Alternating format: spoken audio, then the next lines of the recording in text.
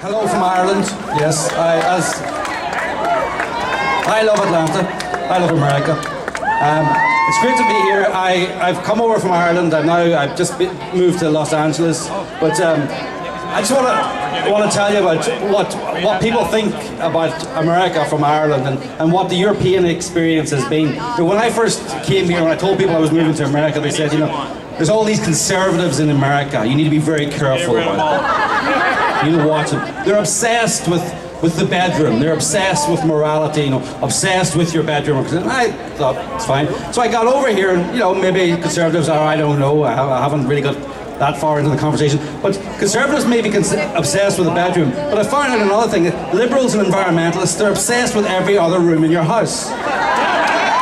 They want to know what's in your fridge, what the food miles are, have you bottled water. They want to know what's in your attic, what's the insulation, what kind of car you're driving in the garage. They want to know what your thermostat's at. They even want to get into your light bulbs. You know? So I have a new slogan for the people of America. This is America, get out of my light bulbs. And toilets. So, Europeans have funny ideas about America, you know, and I don't know why they do, because they seem to think that America needs to become more European. Well, maybe let me tell you about Europe. I come from Ireland, so Ireland has the Greens in government, and we have 13% unemployment, and it's heading upwards. The minimum wage in Ireland is $14 an hour. And by law, if you run a restaurant in Ireland and it's open on a Sunday, you have to pay time and a half. So the minimum wage for a waitress or for someone washing dishes in Ireland on a Sunday is $20 an hour. So that's how European you want to get. Spain, the home of green jobs. They've got windmills everywhere. And that's another thing. Liberals and environmentalists, you know, they think, they call themselves, this is why I disagree with Glenn Beck, they're not progressives. Because they worship the sun and the wind. That's the most old-fashioned thing you can do. You guys are the true progressives, and the fact that you look forward to progress. They're anti-progress. Progressives have stopped believing in progress. And you believe in progress. You believe in new technology. I don't know, many people here have seen Avatar. Avatar is one of the most anti-American movies made in the last 10 years, and that's saying a lot. You know, so it's anti-mining, it's anti-resource development, and it's anti-military, and it's anti-American. And you gotta go. First of all, you gotta go and see it, because you gotta know. The Liberals realized a long time ago. Forget about politics. Forget about, you know, argument and debates and scientific fact. If you take control of the popular culture and the schools, you'll win the argument. And that's what they've done. They run the schools and they run Hollywood. And that's where opinion is made nowadays. So what can you do? Well, the first thing you can do is go and see all the liberal movies. A good thing you can do is pay to go and see another movie and then sneak in to see the other one. So you don't have to give them... I shouldn't be saying that. I'm not encouraging anyone to break the law. But you could do that. I know some people who do that. Find out what they're saying. Find out what they're doing.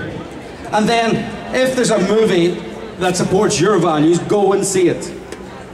Don't be complaining about Hollywood and the television and being anti your values. Support projects that support you. Because it's a business. People need to make money. So if you keep supporting them and if you keep going to these things, then the more they will replicate. Education is the second thing. We have started a campaign for our film, our movie called Not Evil, Just Wrong. We're offering it free to everybody who can get it into their school across America. Right? It's questioning Al Gore's hysteria over global warming. But you need to find out what's being taught in your schools. So you need to phone up a school and say, what are you doing for Earth Day? You know, Earth Day, that's a great day when you celebrate living in the dark. That's what people are doing. And there's a school in Beverly Hills, and the way they're celebrating the Earth is to switch off the lights. So everyone's in the dark. And they call themselves progressives. They're the forces of darkness, literally and metaphorically. So find out what they're doing. And when they say, I know another school, they're showing, you know the film The Day After Tomorrow, which is like a complete work of fiction. They're showing it in a science class. You know, there's more science in Terminator. They better off showing Terminator. So find out what they're doing, and when they say we're doing all these things, a guy in Texas, what do you hear this? A guy, an 8-year-old in Texas, they're dressing him up as the Grim Reaper. They're getting other children to make a paper mache of the earth, and the children have to beat the earth to represent what you Americans are doing to the earth in school. So that's what they're doing in Texas. So you can be sure they're doing a lot worse elsewhere. So you need to find out, and then you need to say, that's fine, you can do that if you want, but you need to show this film, Not Evil, Just Wrong, as a balance. That's all we're asking for, a balance. So you need to get in there, and you need to find out what your children are being taught, you need to find out what they're watching in the movies, and then you need to support and push projects that tell the thing from your point of view. Because, you know, there are a lot of anti-American people out there, there are a lot of, you know, James Cameron, Michael Moore. You know, Michael Moore loves Cuba. James Cameron, he recently was in the rainforest.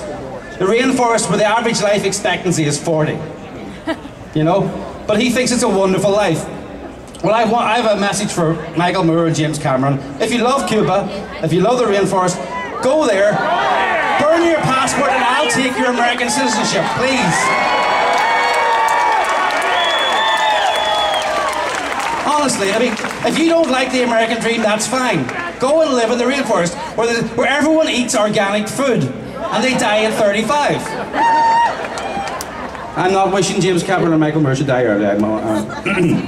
Yes, as well. But, I mean, so I think what happened to you guys was you took the American dream for granted. You know?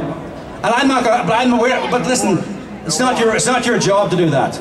Because it's not just your American dream, it's my American dream, and there's hundreds of millions of people across the world whose American dream it is, who look to America as a shining example. You know, and it doesn't mean they're all going to come to America, it means they want to have a new America where they are, based on freedom and free markets.